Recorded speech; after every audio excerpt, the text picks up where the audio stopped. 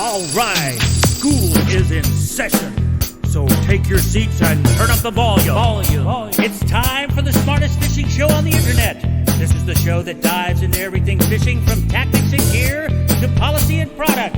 Here he is, the fishing professor, Professor Sid Dobrin. So stick around, you might learn something. Oh Lord, it's hard to be humble when you're perfect in every way. I can't wait to look in the mirror, 'cause I gets better looking each day.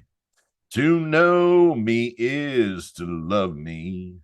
I must be a hell of a man. Oh Lord, it's hard to be humble, but I'm doing the best that I can. Hey, welcome to the Fishing Professor Rodcast. I am Sid Dobrin, the Fishing Professor, and yes, humility eludes me when I have the microphone in front of me because I got to boast about the Rodcast. And this week we have got another fantastic episode worth boasting about. We have got Matthew L. Miller in the Inshore Offshore Digital Studio this week. Matt is the author of Fishing Through the Apocalypse and Angler's Adventures in the 21st Century. He is also the director of science communication for the Nature Conservancy and the editor of the Cool Green Science blog. And we're going to talk conservation, fish, and policy this week. And after Matt Miller and I chat, I'll take a bourbon break, and I'll take a sip or two from a bottle of Chestnut Farms bourbon.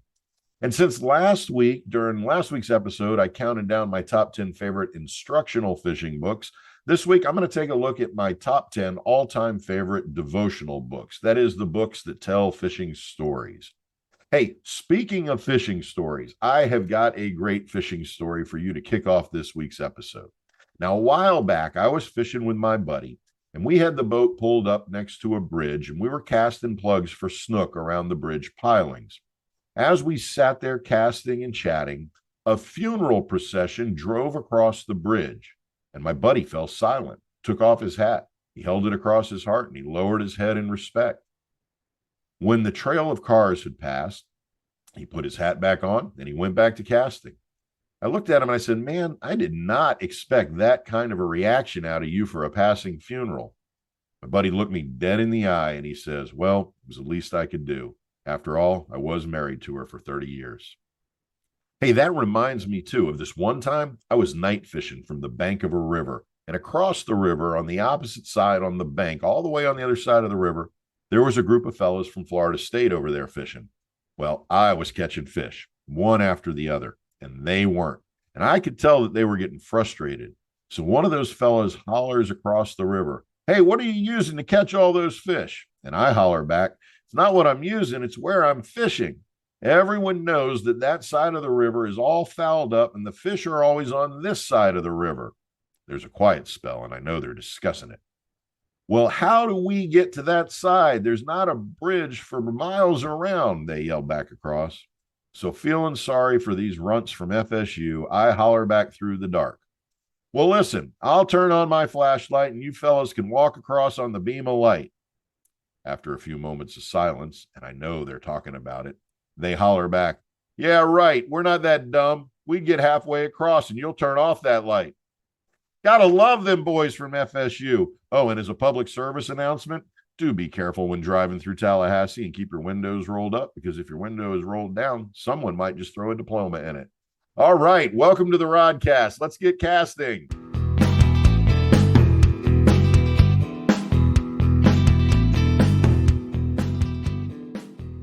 All right, my listening crew, I have to say that I am very excited about this week's guest on the Rodcast because I am honored to have Matthew L. Miller in the Inshore Offshore Digital Studio this week.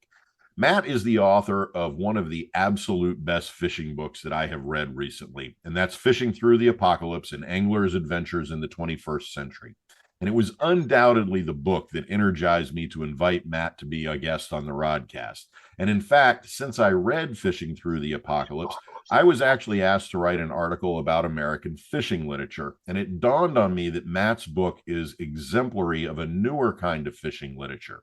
You see, we've traditionally identified fishing literature in two categories. And I think that William Humphrey, in his fantastic book, My Moby Dick, explains it best when he writes, and this is a quote from Humphrey, The literature of angling falls in two genres, the instructional and the devotional. The former is written by fishermen who write, and the latter by writers who fish. But I think that beginning in the late 20th century, as conservation ethics became important to the larger fishing conversation, we started to get a third category, what I would call conservational literature. And Fishing Through the Apocalypse is a wonderful synthesis of the devotional and the conservational, with some undertones of the instructional. And so, after having read Fishing Through the Apocalypse, I had to ask Matt to join me on the Rodcast. Now, a quick bit of background about Matt Miller. He is Director of Science Communications for the Nature Conservancy and editor of the Cool Green Science blog. He covers conservation stories from around the world.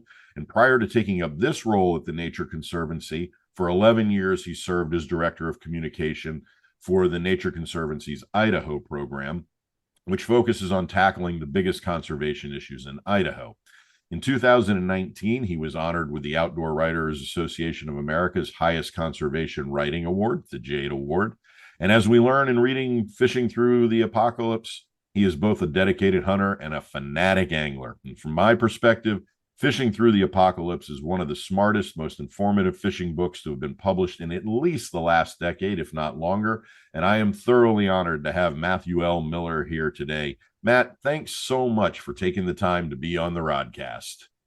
Well, thank you so much for having me, and doubly thanks for those kind words. Well, I'm not going to bring you in and then give bad words in introduction, right? So in your book, you offer some glimpses into your fishing origin story and some hints about how and why fishing became such a prominent part of your life, both personally and professionally. But to get things started here, let's start with that origin story. Could you tell us a bit about the Matt Miller's introduction to fishing and what drives the passion and why you turn that passion into a career focused on conservation, specifically fishing conservation? Yeah, well, I grew up in central Pennsylvania, and in some ways it's a pretty typical story. I grew up in a family of hunters and anglers in rural central Pennsylvania. And I was surrounded by woods and creeks to explore. But for me, I think in a lot of ways, it was really that desire to be among wild things. It was never just about the fishing and hunting. I always had this almost a naturalist eye from the time I was a small kid. I wanted to know about these wild creatures deeply and intimately. And I think fishing is one of the best ways to do that with underwater creatures. And so I always was driven by this desire to know more and see what's over the next ridge or around the next bend in the creek. So how did you translate that into career then? You obviously, if I remember correctly, you went to Penn State and from there started doing the writing. Talk about how you got fishing and conservation to motivate career. Yeah, one thing that people have always said about me is I've always known what I wanted to do. And that was true probably from the time I was in the third grade, when I wrote my first conservation essay for a class project. And by the time I was in junior high, I was writing outdoor and conservation stories for the class paper. So I always have been a voracious reader too. I started reading Outdoor Life when I think it was in first or second grade, and just read everything I could on the topic. And so I wanted to focus on nature and the outdoors and write about it from the time I was a small kid. And I won't say that never wavered. I actually started my career writing about performing arts, but which supplied me with a lot of great experience and like how to write about things you aren't familiar with. But that ultimate goal was always there. Yeah, believe me, I, of all people, understand that completely. So tell us a bit about your role with Nature Conservancy and what a director of science communication does. Well, right now, my main focus is running the Nature Conservancy's online magazine, Cool Green Science, which covers conservation and science stories that our organization works on around the globe. And the Nature Conservancy has 1 million members. We have projects in all 50 states and more than 60 countries around the world. So I get to cover the best of that work wherever it is. But I also want to connect to our members' passions, which happens to be, coincide with mine. So it's birding and fishing and enjoying nature right outside their window. So I try to bring that to them and help them understand the natural world better. Man, I have to say that there are a lot of folks out there, and I count myself at the top of that list, who are very much jealous of that kind of a career. I mean, to have the opportunity to travel around the world and observe and witness, and then to write about those places with the intent of protecting wild places, that's the dream job to me right there. I guess you're living the real life iteration of Traveling Matt. Do you remember Traveling Matt from that to me is the dream job, to just travel around the world. Yeah, for those of you not in the know, Traveling Matt is from Fraggle Rock. I'm geeking out here again. So like I said in my introduction to this conversation, I was blown away by Fishing Through the Apocalypse. I've read it twice now, and I've even thought about how it could be a cornerstone to a class about conservational writing. So inevitably, I'm going to ask you a lot about the book, or at least about the things you discuss in the book. But let me first ask about the exigency for the book. What led you to want to write Fishing Through the Apocalypse, which is a very different kind of fishing book than we usually see? Yeah, well, that actually goes back to when I was a kid as well, because, I mentioned growing up around all these fields and woods and streams, but the main creek that flowed through some family property that had actually been in the family for 4 generations, I never fished. And I never thought about fishing. And the reason why is it was biologically dead for all 4 of those generations due to acid mine drainage.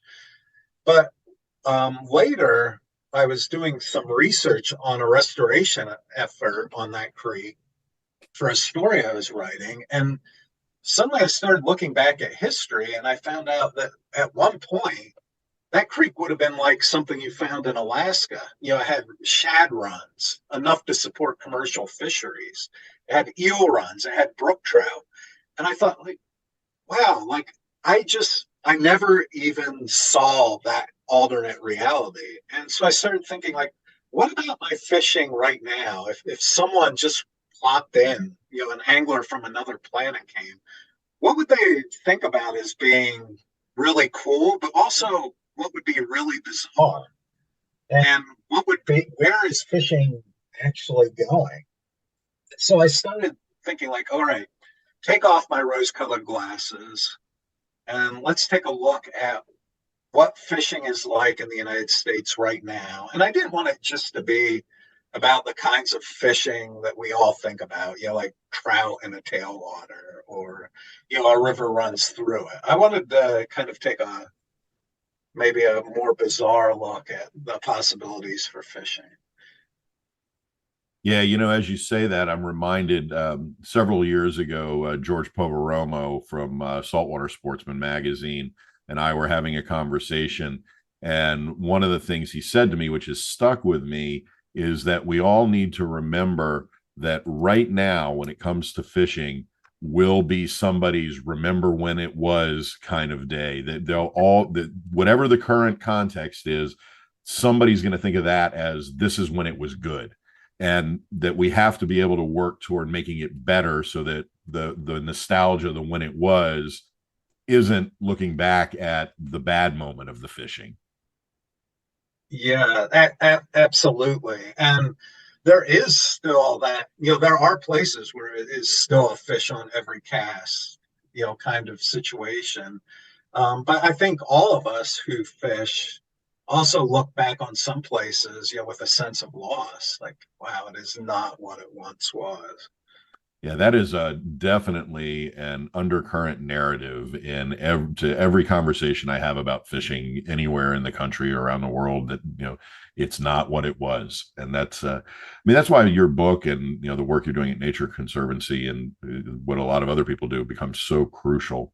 So one of the things that's also clear in your book, and also just from looking at from what you just said as well, you're a book guy.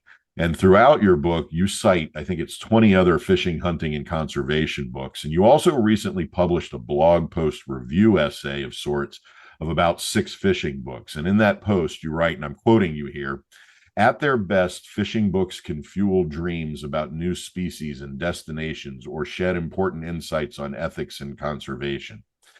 Still, I must acknowledge there's a lot of nonsense written about fishing. I've never held the belief that waving a thin piece of graphite automatically confers grace or character. Too many anglers are content catching and celebrating non-native fish, often at the expense of native freshwater biodiversity. Reading a lot of fishing stories, it can feel a bit like golf with a fly rod. Talk to me about fishing and writing, and specifically about why you think writing about fishing is not just always the thing for us to do. Well, yeah, I think part of this goes back to Norman MacLean and that idea that fly fishing and religion are the same thing. And I don't think it's fair to either, right? Like it's, and it also leads to this like goofy idea that that just casting a rod in itself takes you to some higher plane. And there was recently a podcast where a writer and conservationist who's done a lot of great things for freshwater called brown trout sacred, and with the assumption that we should not question brown trout. And I wrote to him and I said, like, I don't think brown trout are sacred. They're beautiful animals. They can be native or non-native. They can be lots of things, but just automatically assuming that the brown trout is the ultimate fish, most anglers don't even share that belief. So I always, I've read a lot about fishing, and a lot of books have made me question my assumptions, but some books just take certain things for granted. Like standing in a tailwater, shoulder to shoulder, with a lot of other people all decked out in thousands of dollars worth of gear, does to me honestly start to feel like golf with trout at the end of it. And I do it. I do it. But let's be honest about what that experience is. You happen to know Sam Snyder's book Backcast: The Global History of Fly Fishing and Conservation? I do, yes. So Sam was one of my grad students, and his dissertation actually was about fly fishing as religion and why it gets cast as a religion in so many places. So when you bring that up, my first thought is, yeah, that's what Sam does. And he was with Trout Unlimited for a very long time, also doing conservation work there too.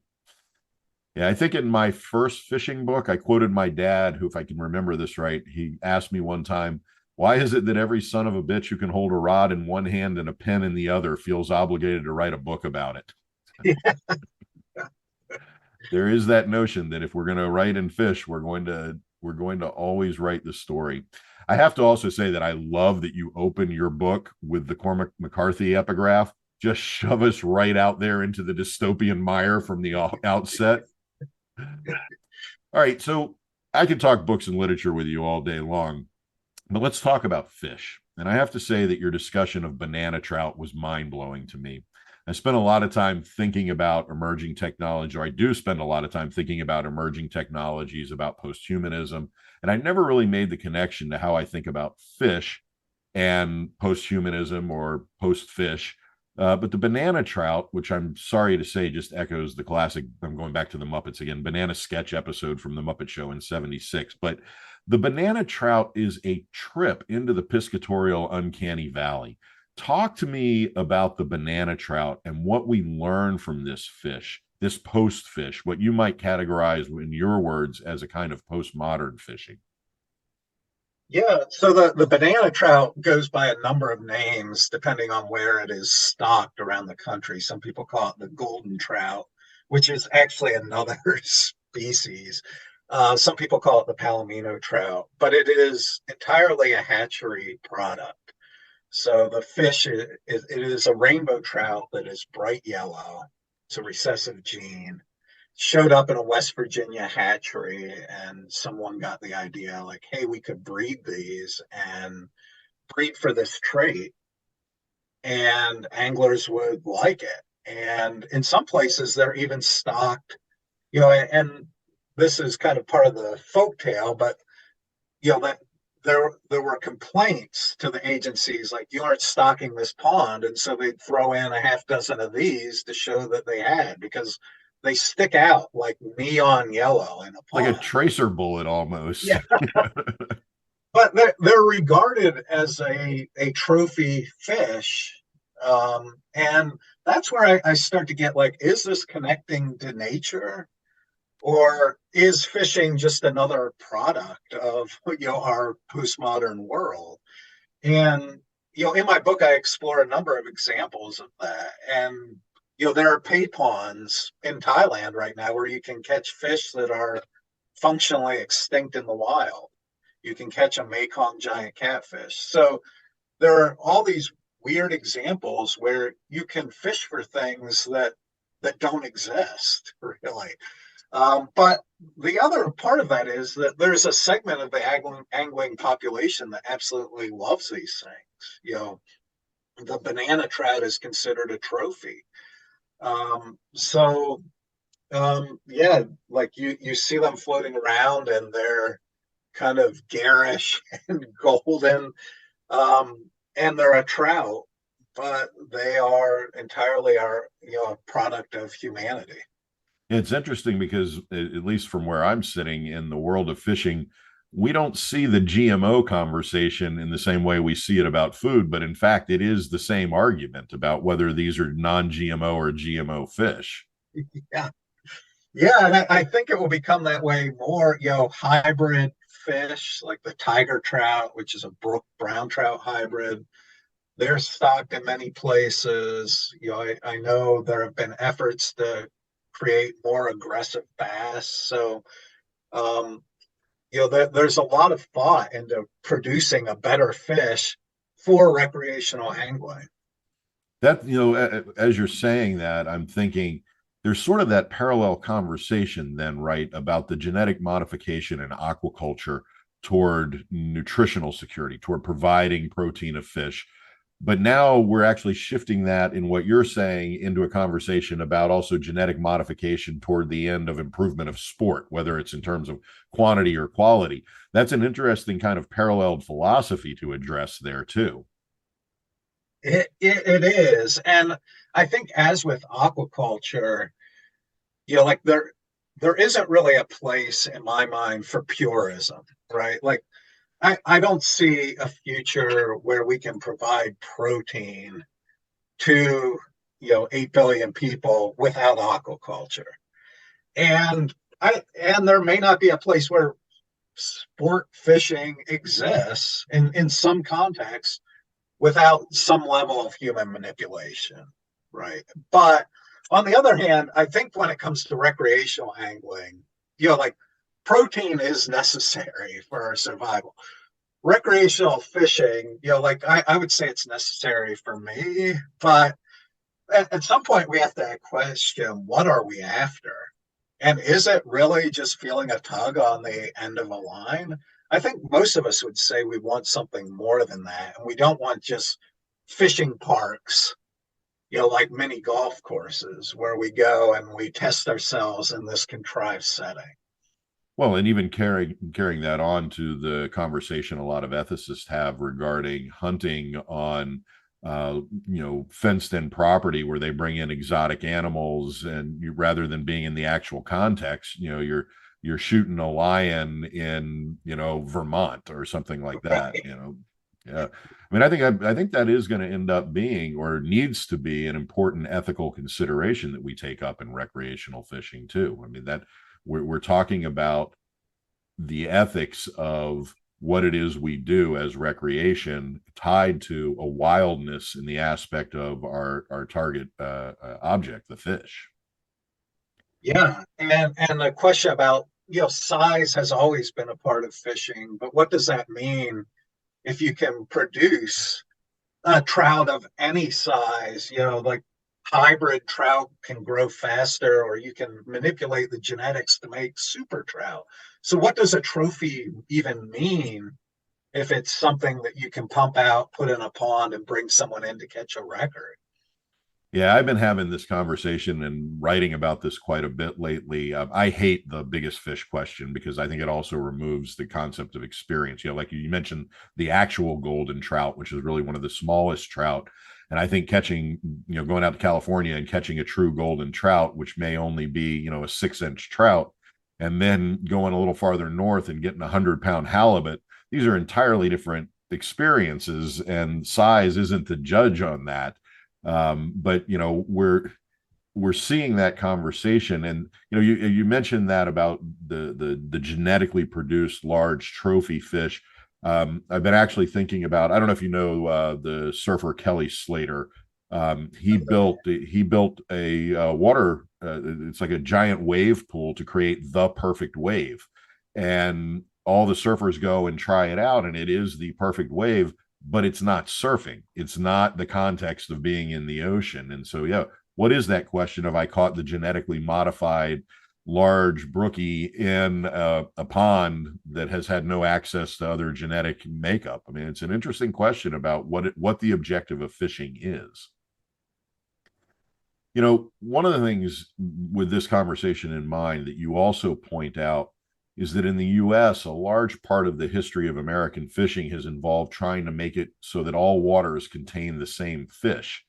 Why is that, and what impact has that had on the mindset of fishing in America? And now that I say that out loud, Fishing in America would make a great title for a documentary. I'm calling dibs on that. But tell me about the history of desire for the homogeneous fishing. Yeah, well, I think it's a very European mindset in a lot of ways. Like it's a subset of colonization. So when colonists arrived, as was the case in places like Australia and New Zealand, Argentina, they wanted the same fish and game they had in their home countries. And so it became assumed that brown trout were the highest form of fish. Something, as I said earlier, exists to this day. And so, fish that were considered game were elevated. Now, that wasn't always the case, and that isn't the same across cultures.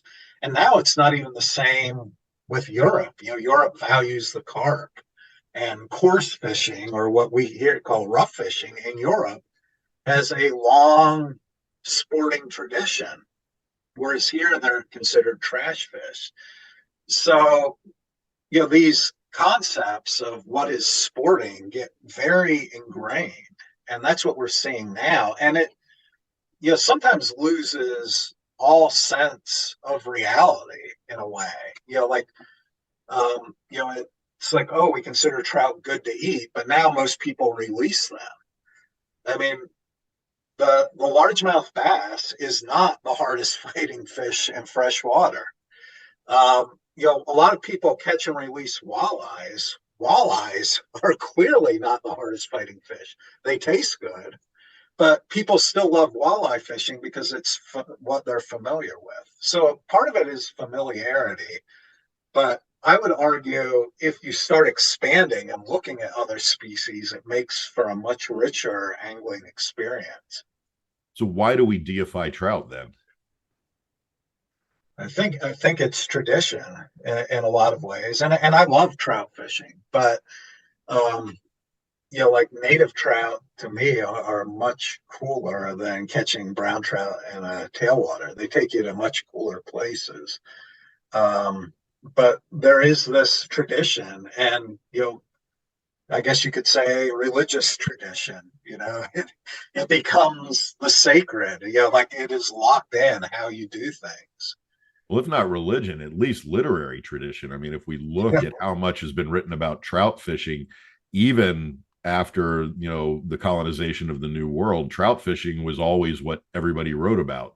You didn't get literature of the North Fork or talking about trout. You got that. You didn't get the mud pond and the rough fish, right?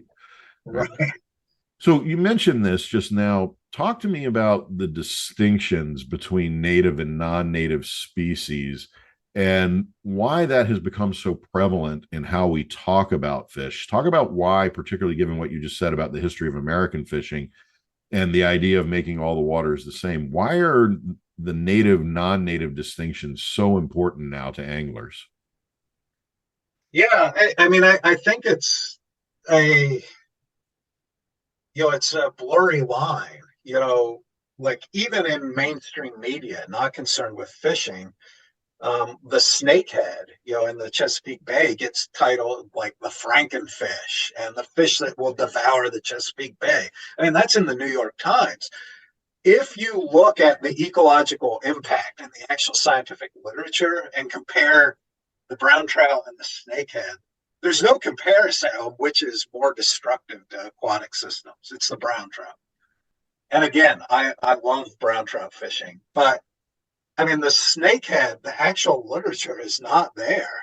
I mean, I'm not saying it's a good thing, but it's just not there. So part of it is like the lens, how we view these things. And for me, I, you know, this comes down to values. I value diversity and I value diverse systems. I think there is literature that says diverse systems are more resilient, but I also just like encountering more kinds of fish. And when you manage just for one species, that's what you get.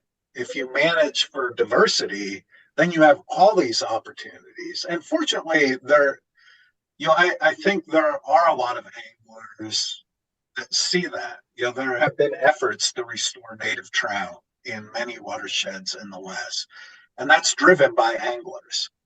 Trout Unlimited has restored native fish to a lot of watersheds, despite being also about non-native trout fishing.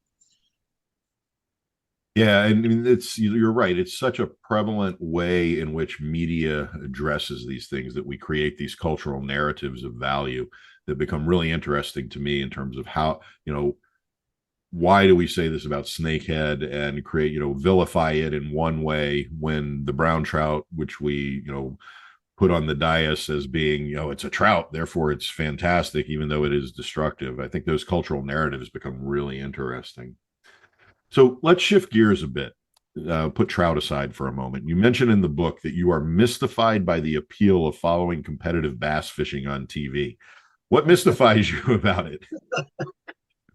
Well, one, I admit, like watching a fishing competition. I mean, it just is not that exciting to me.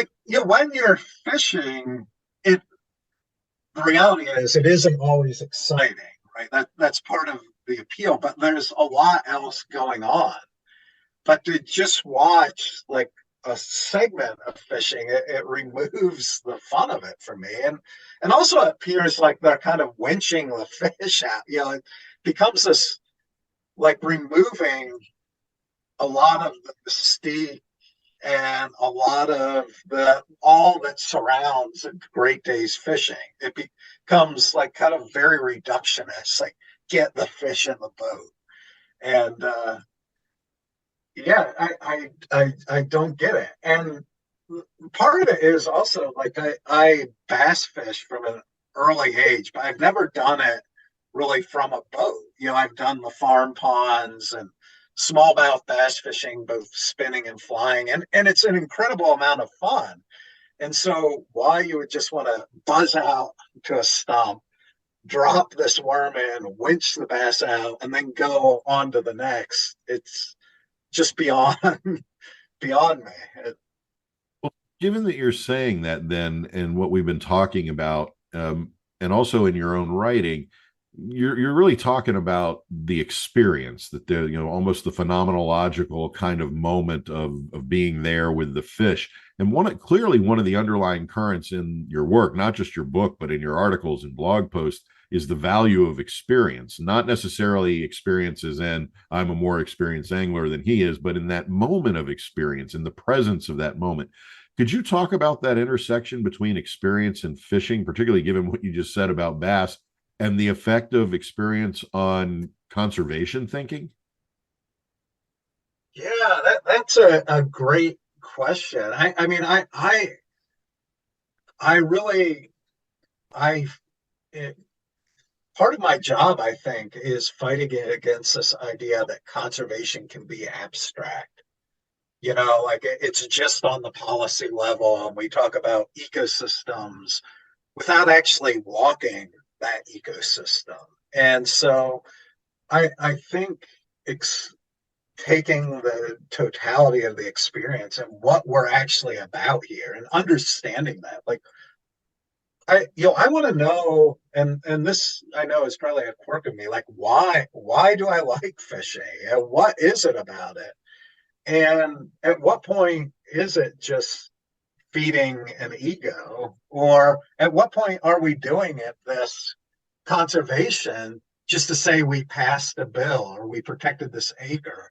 What what is it really about at its heart? What is driving us? And let's be clear about our values. And there's been this movement in conservation, like we have to make it more about, tie it more to people. And so that has to inform how we talk about it. And I say I'm clear. I come at it because I value wildlife and I value outdoor recreation.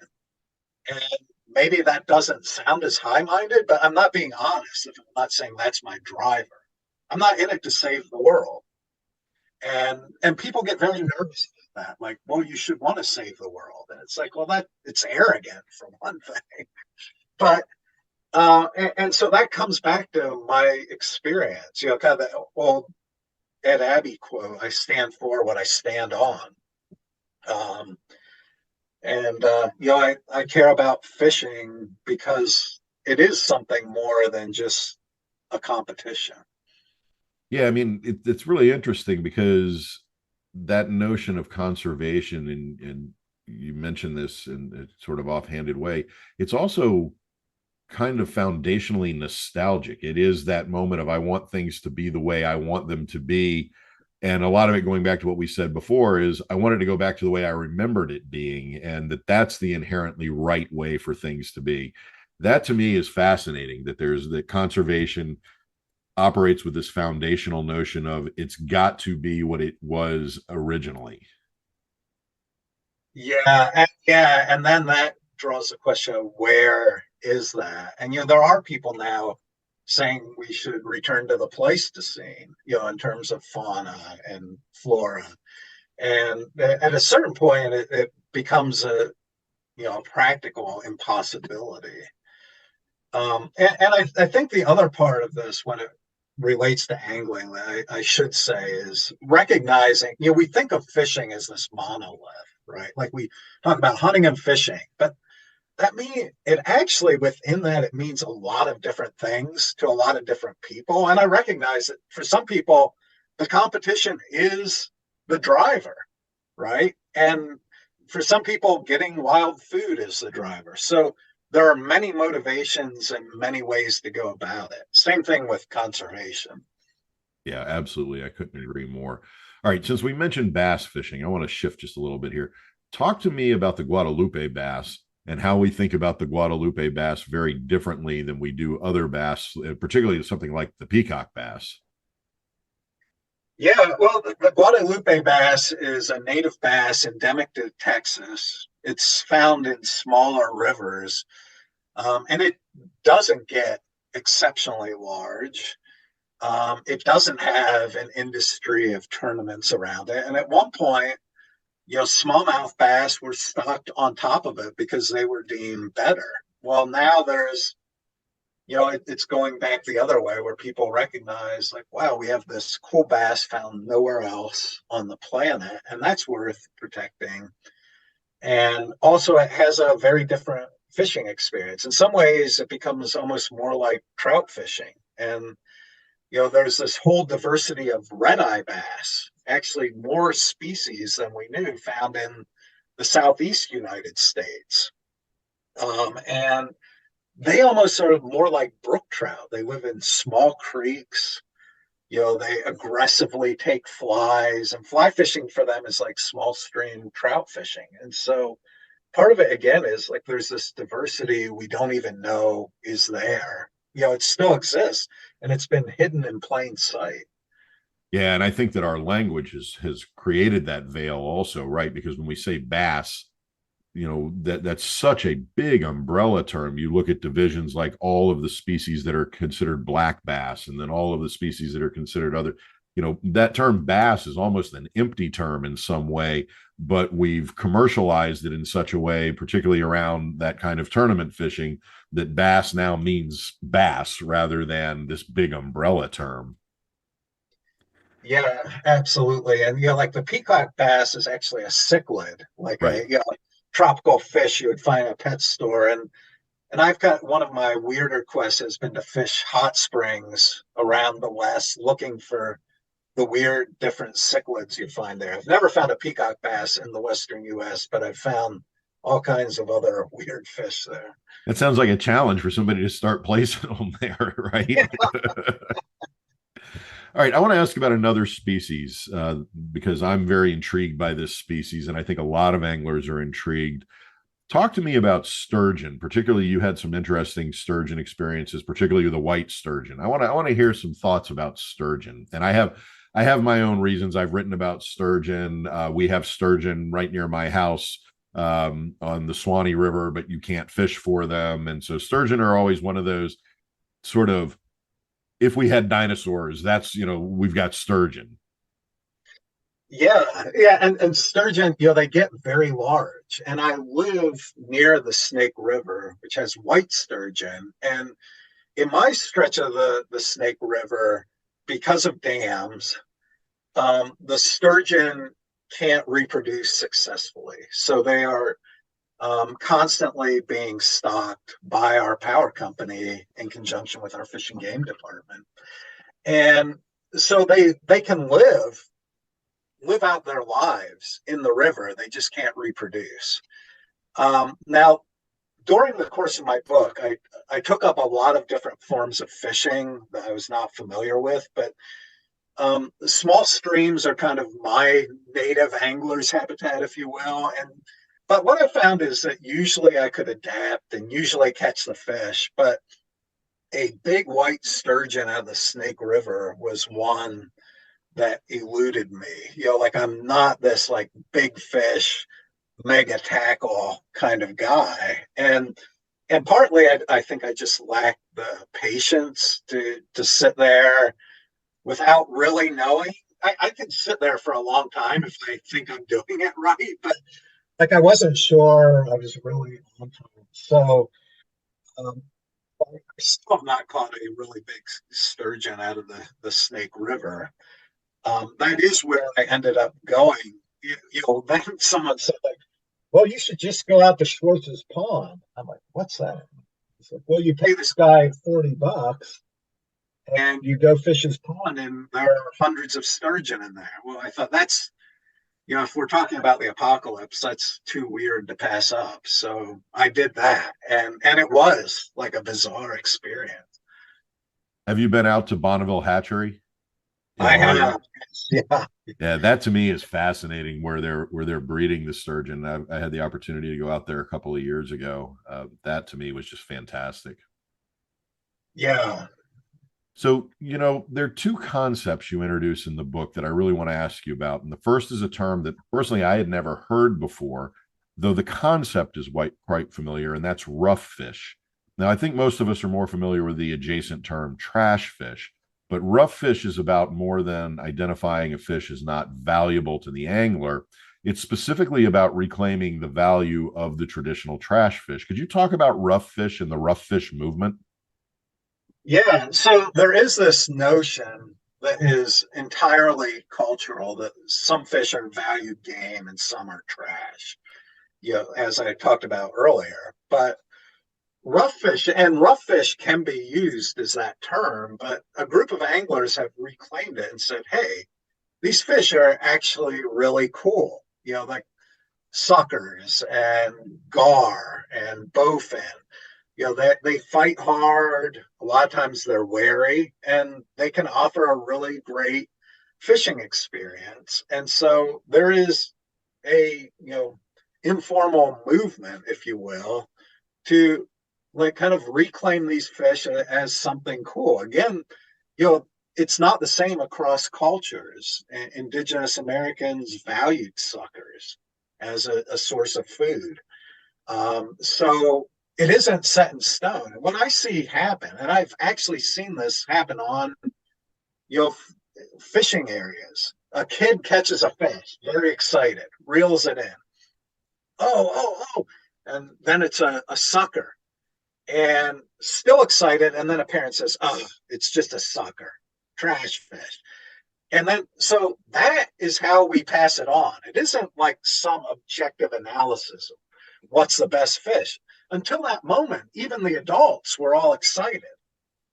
Everything about that experience up until the moment you see the fish is cool.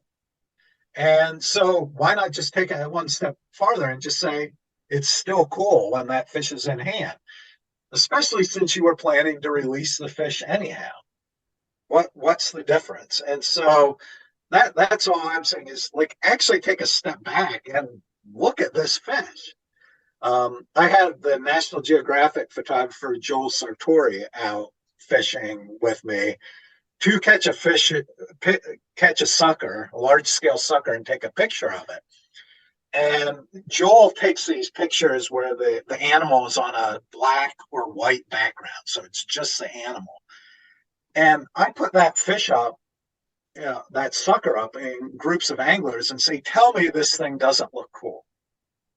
And it looks cool. And so it's just like take a step back and question your assumptions. And what is it about it at that moment of capture that makes it less cool? Yeah, I shouldn't be surprised that a community has unfolded around rough fishing, but it really does intrigue me because it flips the whole standard trophy fish aspect right on its head. It changes what the whole objective is rather than target species, target size. That all fascinates me. And particularly some of the tournaments that I fish, they'll add that kind of fishing as almost a joke. Like the trash can slam prize, and that has always fascinated me. Why are we making this something different here and demeaning it? So I said there were two concepts that you introduced there that I would, rough fishing being one. The other is microfishing. And this is another kind of fishing that completely flips the value. We were talking about size a minute ago, but this just really flips the value of traditional recreational fishing approaches on its head. Talk to me about the whole idea behind microfishing. Yeah, and it's almost impossible to even talk about it without laughing, right? So it's kind of the art of catching small fish. And I had another podcaster who like wanted to interview me about microfishing. He spent like 10 minutes setting it up, like emphasizing to his listeners that he would never do it. Just to be clear, like, because this idea of size is so ingrained. So we've already talked about that there are many motivations for fishing, right? And many ways to go about it. And so you can't say the fight of a 3-inch shiner is a thing, but there are, fooling a fish is part of the fun. And fooling a fish on a, size 32 or smaller hook with something that looks like a magician's wand has its own set of, enthusiasts. And it traces back to Japan, where it's called tanago fishing. And tanago is a kind of fish. And the goal is to catch a fish, a tanago, that fits on a 1 yen coin, which is the size of a penny. Super small, requires extreme levels of patience. In the US, it's grown out of people keeping life lists of fish they've caught. And the reality is most fish are quite small. Most fish species are very, very small. The darters, the shiners, the sculpins. And so they saw these tanago techniques and gear and thought, wow, we could apply this and really bump up our life list. And so they will fish for all the darters and all the shiners. And it still requires a lot of patience.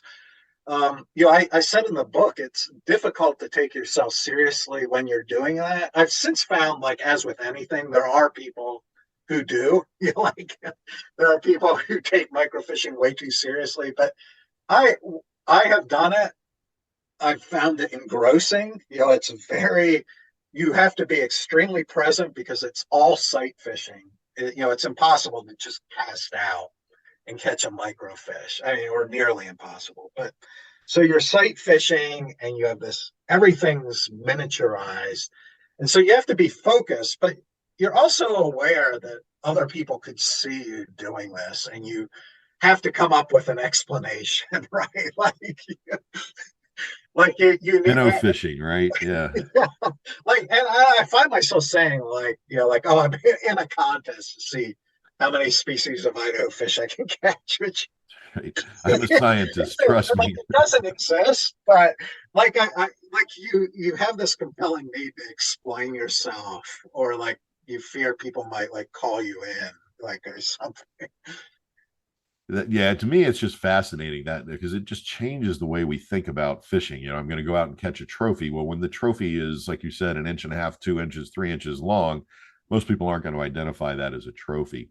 So you mentioned life listers, and that's a concept that comes into fishing from birding, the idea of maintaining an ever expanding list of species that you catch as an angler. It's not something that a lot of anglers do, but it's becoming more and more popular. I've got two friends who are serious life listers. My friend James Hall, who's editor at Bassmaster Magazine, he's got over 200 species of fish in 12 different countries. And my friend Paul Van Reenen, who owns Unfair Lures, he's claiming 516 now, or maybe more species on 3 different continents. I'm fascinated by this kind of collecting. Could you talk about life listing and what it brings to the sport? Yeah, I think as with birding, even within life listing, there are multiple motivations. And I like the concept because it gets me out, new experiences, new places, and new fish. For some people, it really is, like they are compulsive collectors. And so they, like there's one guy very big in the life listing community. At one point, he was keeping track of every beer he drank. Oh, He was a power lifter, and he like obsessively documented his powerlifting. And he also, happened to casually enjoy fishing. And then he realized, like, hey, I could apply this to fishing. And so I think there's an interest in fishing, but also this like ticking urge that you find with the more competitive birders. And, I think there are, half a dozen or so life listers who have crossed the 1,000 species threshold, which you cannot do that without a fanatical devotion to ticking species. It becomes something else at that level. And there's a guy named Steve Wozniak who's crossed 2,000 species. Yeah, and I'll never reach that. I'm closing in on 200 species, but I'll go to a place for a new species. I won't park on a reef with a micro rod and like for 2 weeks. I mean, that's beyond my level of obsessiveness. I it's the whole idea of life listing fascinates me also, and it's also given that we were talking about experience, it's also a mechanism for expanding experience. And I think that's a lot of the reason why, for instance, the International Game Fish Association created the concept of slams, is so that you're not always targeting the same 2 or 3 species, that you're expanding your experience with other species as well.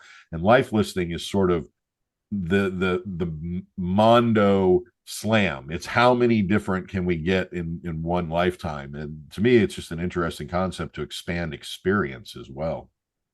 Yeah, I think at its best, that's what it's about. Like you find yourself looking up, like, what are new species I could catch when I'm in this location. And I'm very goal oriented. around everything. Like I set lists of books I want to read and places I want to visit, and like I'm very list oriented, like in advance. Like it help kind of keeps my imagination alive. Like at times when I can't go someplace new. So I get that. Like I'm currently trying to catch all the cutthroat subspecies and trying to catch a fish in every state. And for me, it's like partly about dreams, which I think is a big part of the fishing experience, really. Like when we're not out there, we're dreaming of being out there. Yeah, I mean, in that life listing context, I now see the appeal of things like Finn Montaigne's reeling in Russia even more. Right, you're going to go to these places where nobody thinks about going to fish, just to experience the place and the kind of fishing. I also don't know why, but life listing makes me think about Kirk Wallace Johnson's book, The Feather Thief, which, from my perspective, ought to be on every trout fisherman's must-read list. But it's got that same kind of collector mentality as life listing, almost to the extent of like obsession and train spotting too. Yeah, like the notion of obsession is fascinating to me, and I love to do several different activities, but I lack that like singular focus that I see some life listers have. Like where they like every minute of a fishing trip is what's the next species. It's fascinating to me, like how far some people will take activities, right? Whether it's collecting or making salmon flies or fishing or birding or you name it. Yeah, and in some ways, for me, that kind of undercuts the purpose for being out there, which is to do nothing, to just let things unfold, right? So, one of the most powerful statements you make in Fishing Through the Apocalypse is that, and this is a quote from the book, ensuring the future of fishing ultimately will require that all species are managed. It will require a cultural shift from anglers, but ultimately it will benefit the sport. Unpack that for me a bit. Well, part of that is, this recurring theme in our conversation where, a few species get all the attention. And I think part of the future of angling rests with, we're increasingly having to justify why we do it. And I think just saying that we're only about a few species won't cut it. And, as we go forward in the future, and showing that anglers are looking at the diversity of fish and looking at the health of rivers and the health of our oceans, and not just paying lip service to that, will be a part of what we have to do to continue to justify it. And I have no problem with angling from an ethical perspective. I think it's one of humanity's oldest pursuits, and I think it should be a part of humanity's future. But part of that means like it can't just be dumping trout everywhere. I don't think that is justifiable. That reminds me of something my friend Jeff Angers, who's president for the Center for Sport Fishing Policy, said, and that's that fishing shouldn't be political, but it is political. You say something similar when you write, water does not recognize our political boundaries. Your work, though, is inextricably bound to politics, things like management policies, the Clean Water Act that you write about a lot, local and national legal matters, and so on. Why do you suppose conservation and fishing management have become so political? Oh, I think partly it's because there are so many people, and it is not an unlimited resource. And we do have political boundaries and different philosophies for what the future should look like. And I am someone, like, I am not a political hobbyist. Like I don't like post politics on social media. In a lot of ways, the topic is uninteresting to me. Like what could be less interesting? But on the other hand, it affects the things I love, and it affects the future of the things I love. So I have to be involved. But I think part of that is not thinking about politics as a sport. but thinking about, again, what do we want? What do we really want? And at times, I think that transcends the traditional political process. Like, okay, I may not be able to affect the Clean Water Act at this point in time, but what can I influence? Yeah, that whole idea of just being able to, where do I fit in that political conversation, to me is a really interesting kind of way of thinking about the connections between the politics and the water and the fish. So before we wrap this up and I get to the traditional wrap up question, I do want to ask you if you could talk for a moment about your experience with the Fishing for Science program at Palmyra Atoll. It's a program, if I'm not mistaken, which you were the first writer to participate in that. Can you tell us about Palmyra? Am I pronouncing that right? And about that program? Yeah, so Palmyra Atoll is an uninhabited island string 1,000 miles south of Hawaii. It was used as a naval base in World War II, but it never had, as far as anyone can determine, indigenous inhabitants. And so, in some ways, not every way, it's pristine. Especially now, there were rats on the island. They have since been removed, but it's this atoll, and the Nature Conservancy purchased it and now co-manages it with the U.S. Fish and Wildlife Service. And there is a research program to look at giant bluefin trevally and whether recreational fishing for them is sustainable. It means fishing for them recreationally and tagging these fish and tracking them. And um, the Nature Conservancy was looking for someone to go, and because seats are limited, they were looking for someone to write about it, and that had to be the same person. And so that became me. And, one of the when that call came in, it was like, we need you to go to Palmyra Atoll, and you have to participate in the research. And what's the research? Oh, you'll be fishing for trevally. That was one of those moments where you wonder if like it was some kind of elaborate practical joke. It's like, okay, like you have to be punking me. And but it was real, and it was every bit as one of those where you're pinching yourself, absolutely exhausting and frenetic, and fishing 10 hours a day. But I mean, it's really a magical place. Hundreds of thousands of seabirds, giant coconut crabs, sharks everywhere, sea turtles everywhere. Yeah, like from an experience standpoint, it will be one of those, like, on my deathbed, if I live a long life, I'll still be thinking of that. I'm so jealous. Tell me about bluefin trevally. I mean, the GTs, the giant trevally, are the ones that get all the press. Tell me about a bluefin trevally. Yeah, bluefin is a smaller version. They are this deep speckled blue, hard fighting fish. We would often catch the smaller bluefin trevally by trolling for them. You have the rod in our hand, just trawling small squiggles. Bigger bluefin trevally would hit a popper, and I find them one of the most striking fish. I love brightly colored fish, and they would just like come right out of the reef and smash this popper, and just like such exciting fishing. Yeah, I that to me is just the kind of dream opportunity.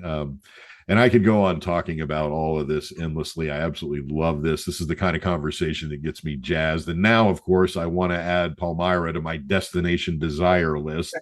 But I suppose, in light of our audience's attention capacity, we should probably reel this conversation in a bit. But before we do, I want to ask you our traditional wrap up question. The problem is, it's probably a tough question to ask someone with your background and with your life list. But given all of that experience, what is the Matthew L. Miller grail fish? What's the one fish that's out there waiting for you, that bucket list fish? Oh, the grill fish. That is such a tough one. And I have so many. And, like there are some obvious ones like marble trout, which native trout in Europe. But I would have to say kind of the confluence of my interest, it would be the Cuban gar. So I love gar. They're so-called rough fish. I've caught all the U.S. varieties, and each one has been a memorable experience. But the Cuban gar is found only in Cuba, poorly known. It's a freshwater fish there.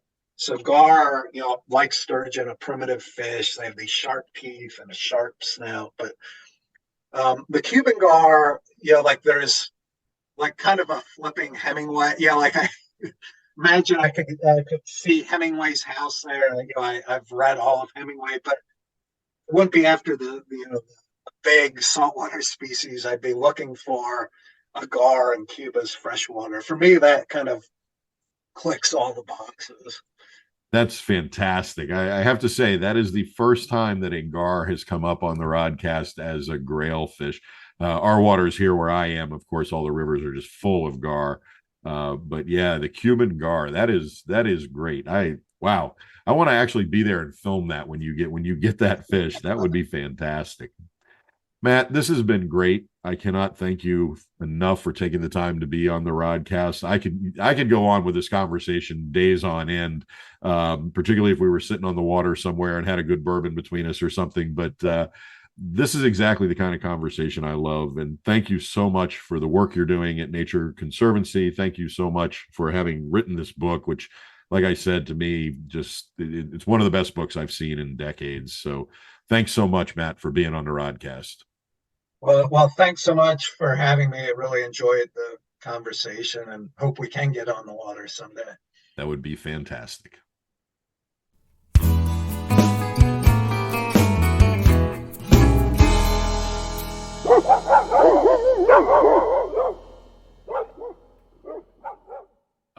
All right. It is time for a bourbon break. We all know how important taking a break can be, even when we're taking a break from something we love, like fishing, and using that break to engage with something else we love, like bourbon. So this is more of a love break than anything else, because we loves us some bourbon. And this week, I want to share that love and talk about Chestnut Farms bourbon. Now, I love it when friends and family give me bourbon. I mean, I love it when they pour some bourbon and hand it to me, especially when I didn't ask or have to stand by their liquor cabinet flashing my puppy dog eyes. But I love it even more when they gift me a bottle of bourbon, and not an open bottle, but a fully closed, unopened, brand new, still full bottle. When folks do that, well, that's mighty nice and a great way to share the love with me. But I got to admit, even if they hate me and give me a bottle of bourbon, I'm still okay with that as well. In fact, I'd like to start a new tradition whereby folks that are angry with me or who just flat out dislike me, they give me bottles of bourbon out of spite. Yeah, spite bottles. We need to make that thing happen. That way, I'm getting love bottles and hate bottles.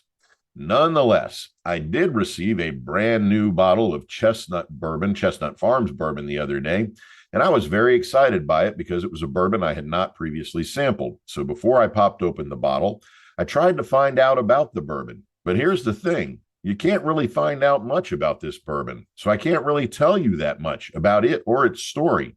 You see, there's no Chestnut Farms website. I poked around online, and according to the Whiskey Jug, one of my favorite whiskey information sites, they did a much more comprehensive bit of digging into Chestnut Farms, and they found out that not only does Chestnut Farms not have a website, they also don't have any social media presence, and they don't even advertise. It's like they're a shadow distillery.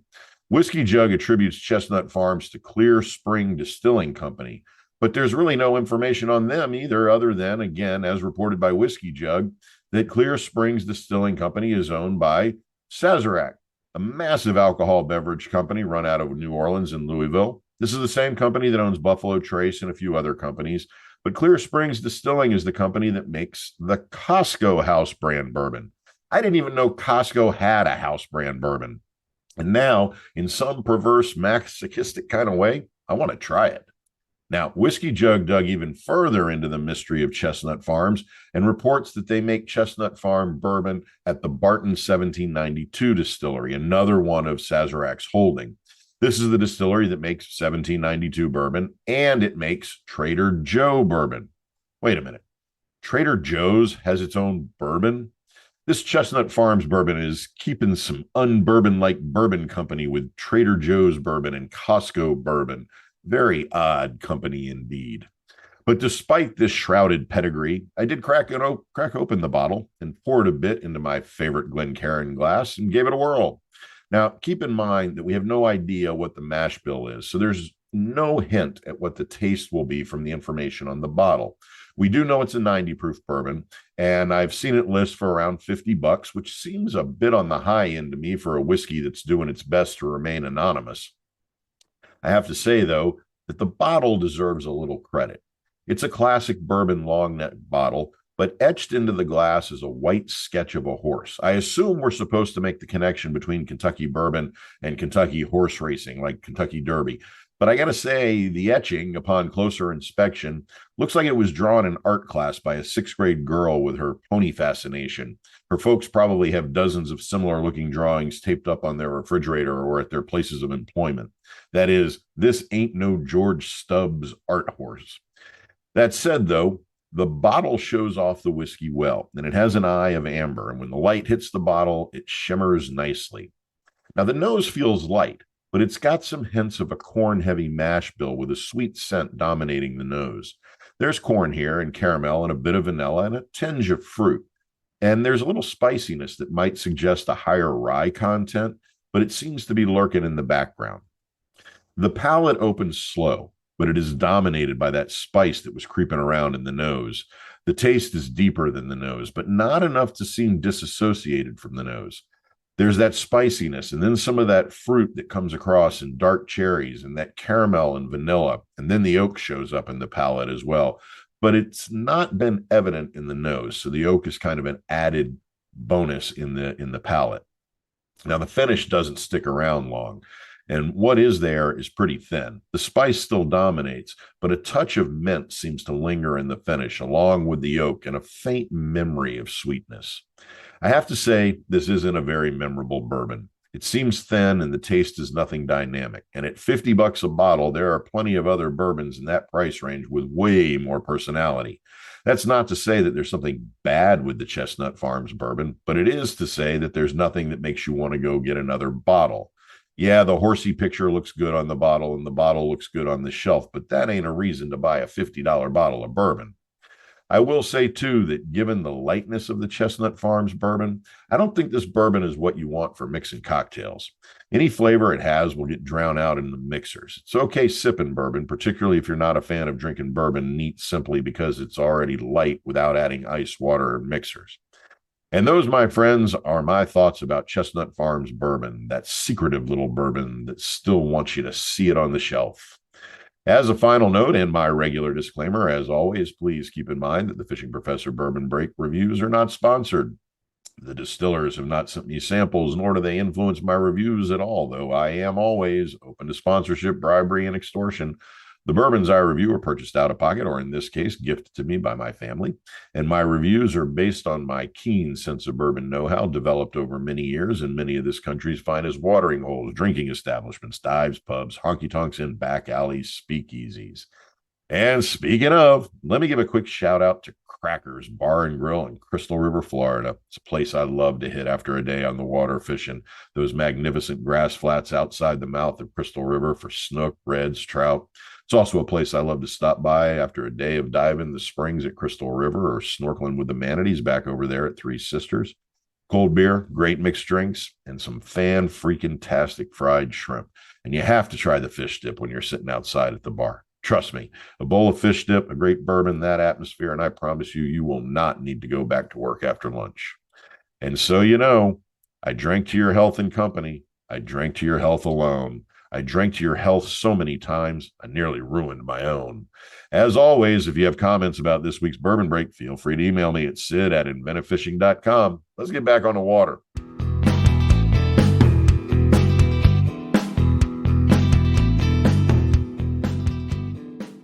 Ah, yes, indeedy do. It is time for this week's top 10 list.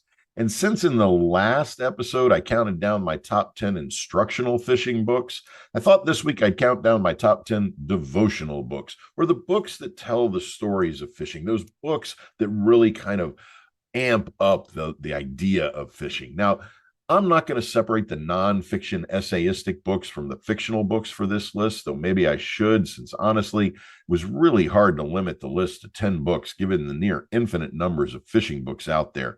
But I tried to make this list about books that are specifically centered around fishing, not books where fishing just happens as a kind of backdrop to a story. That is, in this list, fishing is not a setting, it is the subject. And even that makes this list almost impossible. So many fishing books have been written since the 1400s that the pool to pick from is immense. And the exponential growth of the numbers of fishing books since the 1950s has been amazing.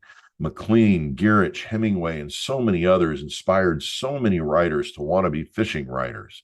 Now, I mentioned it last week, but I'll say it again. William Humphrey, in his fantastic book, My Moby Dick, sets the distinction for literary categorization and the importance of the literary fishing tradition.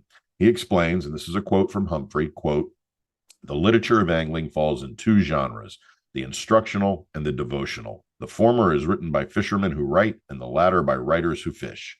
So in this list, I'll look at the devotional side of things, those books that pay homage to the art of fishing. These aren't the how-to fishing books. These are the let's tell great stories about fishing kind of books. Yeah, and of course, we learn from them. We learn philosophies. We learn how to think about fishing. But these aren't the instructionals. These are the devotionals. Now, my dad once said, and this is an anecdote I use at the beginning of my first fishing book. My dad asked me why it is that everyone who can hold a rod in one hand and a pen in the other feels obligated to write a story about what's going on with the hand with the rod. That is, he wanted to know why so many people feel like they can write a fishing book. And I'm not going to separate in this conversation saltwater from freshwater, marlin from trout. It's all here. And yeah, we have to recognize that there are way more trout focused books out there than there are saltwater focused books. And a lot of that literature of the trout has created and circulated the cultural hierarchies of trout fishing and dry fly fishing as the pinnacle of the fishing world. But there's still a lot of great other books out there. And man, there's so many fantastic writers that are not on this list for this week. Sparse Gray Hackle, Ted Williams, Zane Grey, A.W. Dimmock, Carlos Bentos, Nick Lyons, Ted Leeson, James Duncan, Howell Raines. Man, I could go on endlessly about all the great writers and great books and easily make this list a top 20 or a top 100. But for the sake of your attention, which I'm probably already stretching out now, I'm going to keep the list to my really top 10. My books that I love the most, which you should understand is a top 10 that sits atop a top 100 that are themselves worthy of much attention. I mean, seriously, how am I offering a list of the 10 best devotional fishing books and not including Dimmock's Book of Tarpon? It's more than a classic. It's a work of art. But alas, we mustn't play with the boundaries, so you're getting 10 books and no more. So let's kick this off with Fen Montagne's Reeling in Russia, an American angler in Russia. Montagne is an award-winning journalist, and in 1996, he took off on a 100-day, 7,000-mile journey across Russia with his fly rod. This is the story of that adventure from the moment he starts off in northwestern Russia on the Solovetsky Islands, a remote archipelago that was the birthplace of Stalin's Gulag. He ends up half a world away fishing for steelhead trout on the Kamchatka Peninsula on the shores of the Pacific. It's a great adventure and a great insight into post-communist Russia. I absolutely love this book. All right, at number 9, let's go with one of the most profound trout writers out there, and that's Robert Traver and his classic Trout Madness. Robert Traver is the pen name of John D. Volker, who was a well-known lawyer, author, and fly fisherman from the Upper Peninsula of Michigan. He published quite a few fishing books, but his Trout Madness and Trout Magic stand out as his best work. Though in 2001, Nick Lyons edited and published the collection Traver on Fishing, a treasury of Robert Traver's finest stories and essays about fishing for trout, that brought together a lot of his more famous short stories.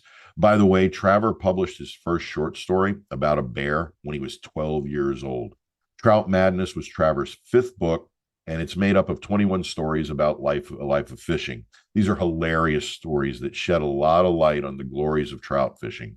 Of all of Traver's stuff, it's worth reading, but all of his stuff is worth reading. But Trout Madness is one of the best trout books ever written. All right, at number 8, how about that classic, Blues by John Hersey?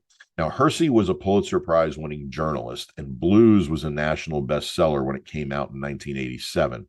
It's written in the style of Isaac Walton's Complete Angler as a dialogue between a fisherman and a stranger who are exploring fishing and how fishing has been such an integral part of humanity. Hersey draws a lot on his own passion for fishing to get at a larger view of fishing. It's a beautiful book written, and one that it's beautifully written book is what I meant to say, and one that makes you think a lot about why we fish. If you don't know this book, no matter what kind of fishing you're into, you really should. It will give you some great perspective as to why we fish. All right, at number 7, I feel like we need to include something for the kids, or at least the kids in all of us, especially since we need to be recruiting more youngsters into fishing. So at number 7, I'm going to include not just one of my all-time favorite children's books, but a book that is also one of my all-time favorite fishing books. It's a book I've written about in one of my own books because it's been that important to me as a reader of fishing literature. And I'm talking about Dr. Seuss's McGillicuddy's Pool. The book tells the story of an idealistic boy, Marco, who, by the way, appeared 10 years earlier from McGillicuddy's Pool in Dr. Seuss's first book, which was called And to Think That I Saw It on Mulberry Street. Now, Marco enthusiastically hypothesizes the possibilities of fishing a small pond on Farmer McGillicuddy's property. He imagines the pond connected to a vast system of aquifers and underground rivers, connected, he fantasizes, across the planet, even into the ocean, and he dreams of an untold number of exotic specimens he might hook and catch in this pool. His aquatic menagerie is a hallmark of Seuss's creative genius, and his prognostic ability to imagine alien ichthyology ahead of anyone. It asks us to consider the very idea of what we understand the essence of fish and fishing to be. I know what I want to catch: the fish that goes glurk, and a thingamajigger, and a fish so big, if you know what I mean, that he makes a whale look like a tiny sardine. Marco's hopefulness resonates with a young angler's idealism and enthusiasm. Marco wants to catch fish. However, Marco's enthusiasm faces a challenge from Farmer McGillicuddy, who calls Marco a fool for trying to catch a fish in this pool. The pool, he tells Marco, is too small and filled with junk others have dumped in it over the years: boots, bottles, tin cans. Yet McGillicuddy does not dissuade Marco, who recites for McGillicuddy an inventory of all the fish he imagines he might be able to catch in the pool, and because of the connections it has to other waters. I am a firm believer that Marco ought to be adopted as the patron saint of all anglers. All right, I could go on about Seuss and Marco for hours, but let's move on. At number 6, let's look to Thomas McGuane, The Longest Silence, A Life in Fishing. Man, what a great book. It's a collection of McGuane's essays about a lifetime spent fishing. The 33 essays in The Longest Silence covers waters from tarpon fishing of Florida to salmon in Iceland to bonefish in Mexico, trout in Montana. And throughout the essays, we meet some great characters from McGuane's fishing life and follow along for some really great fishing adventures. The book shares McGuane's experiences, and they are conveyed in reverent and hilarious language. It really is a book that gets at the fishing way of life, particularly if you've got a sense of humor about it. All right, at the midway point, let's go with one of the most iconic fishing books, one of the most iconic fishing stories ever told, and I am talking about Ernest Hemingway's The Old Man and the Sea. And you are already probably reacting, thinking, how in the hell can The Old Man and the Sea be at number 5 when it's clearly the pinnacle of fishing literature? Well, it's up there, I admit. And like I said, top 10 of this list is the top 10 of a much longer list. This all sits at the top of a very high totem pole. So yeah, Old Man in the Sea is number 5, but number 5 is hundreds or maybe thousands, is pretty damn good. I should note too that obviously it's not Hemingway's only fishing book. Think Islands in the Stream, for example, and it's even his short stories sit atop the fishing literary ladder. Just think Nick Adams.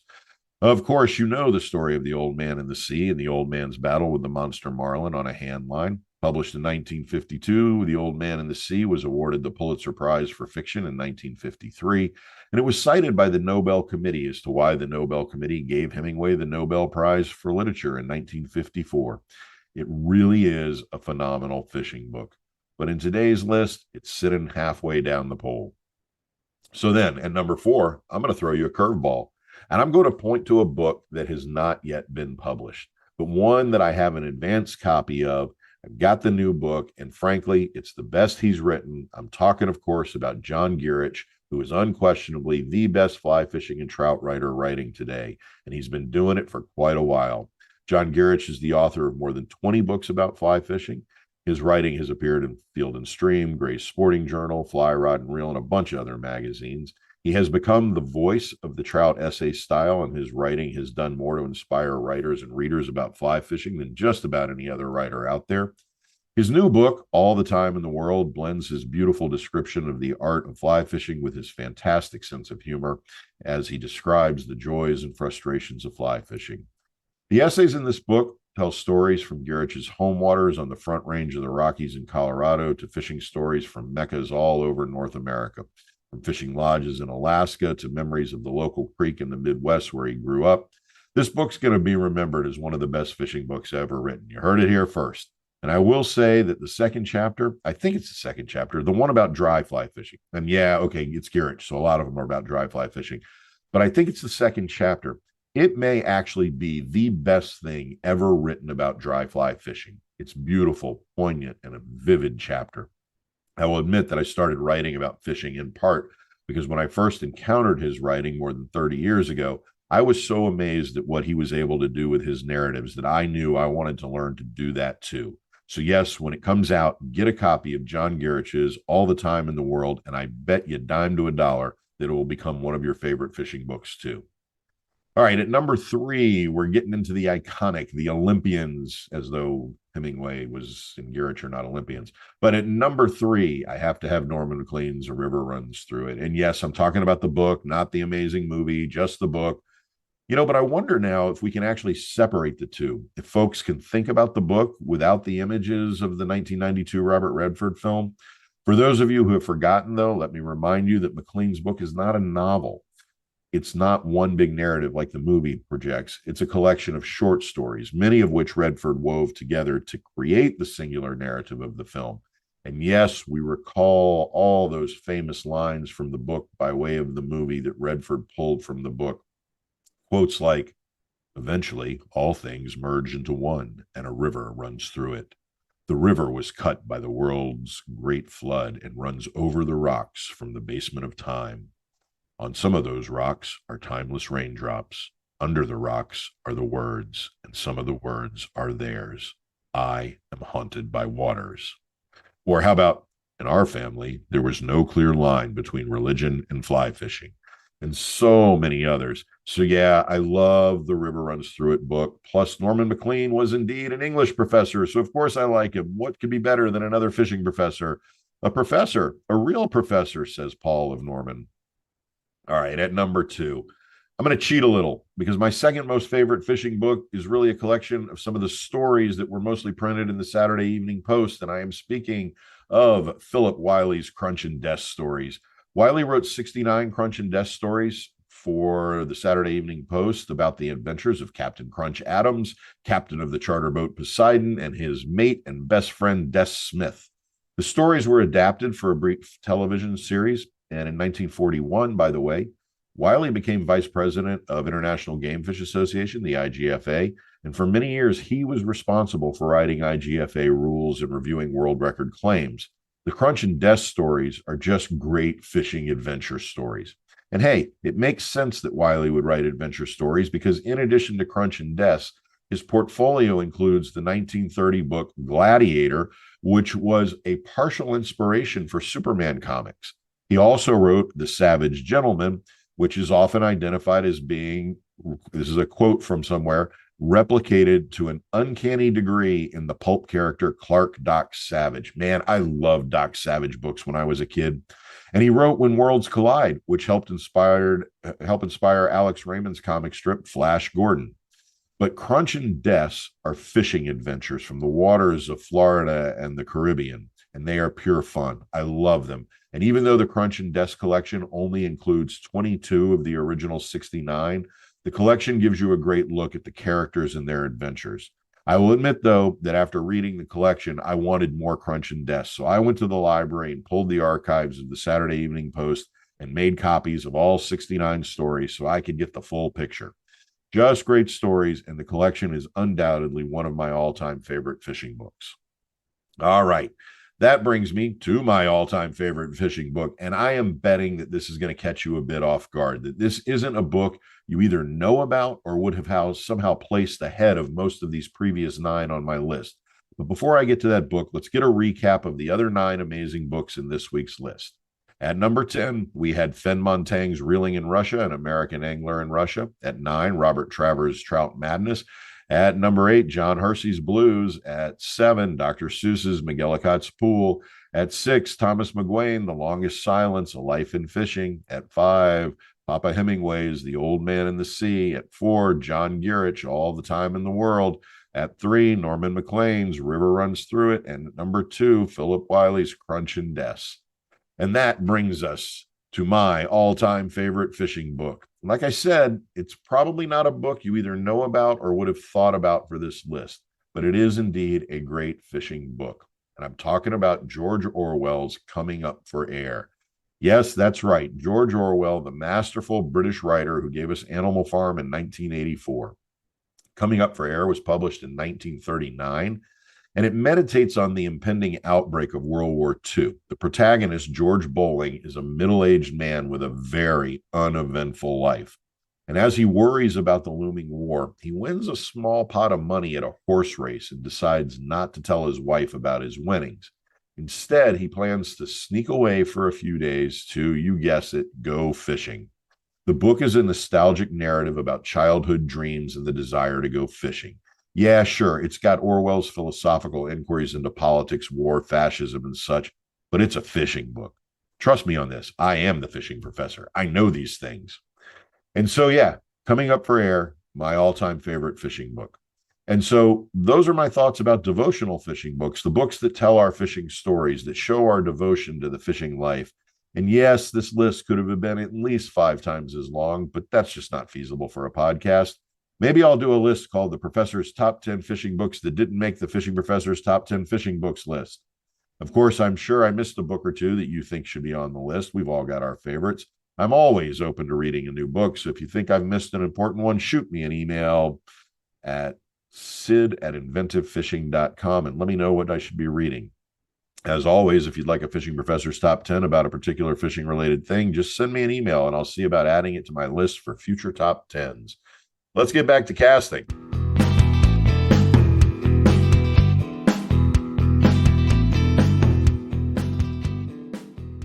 Fare thee well, fare thee well, fare thee well, my fairy fay. For I'm going to Louisiana for to see my Susiana singing Polly Wolly Doodle all the day. And yes, my listening crew, I believe we have found ourselves at the end of another episode of the Fishing Professor Rodcast. And it is time to say, fare thee well, fare thee well. And I cannot tell you how grateful I am that you have taken the time to listen to the smartest fishing podcast on the internet, if I do say so myself. I do want to thank Matt Miller for taking the time today to talk with me about his fantastic book, Fishing Through the Apocalypse, and Anglers' Adventures in the 21st Century, which really is a magnificent book, and I really recommend you take the time to read it and think about how we think about conservation and the future of fishing in this country. I do hope you enjoyed my discussion of Chestnut Farms bourbon, and that speaking of books, you found some reason to turn to the pages of the books in this week's top 10 list of my all-time favorite devotional fishing books.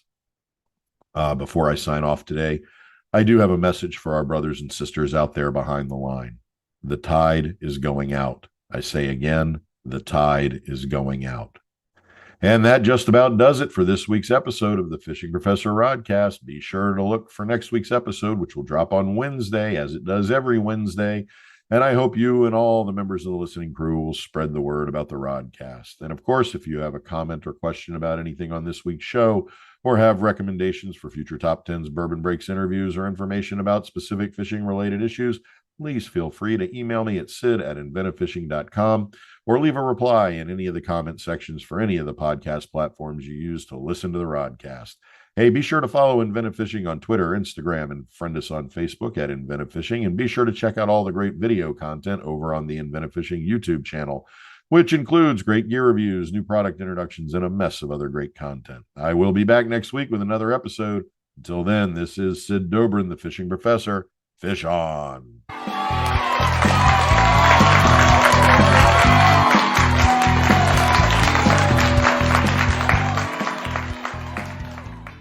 The Fishing Professor Show is copyrighted by Inventive Fishing, LLC.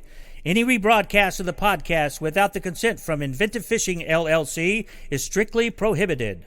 Fish on!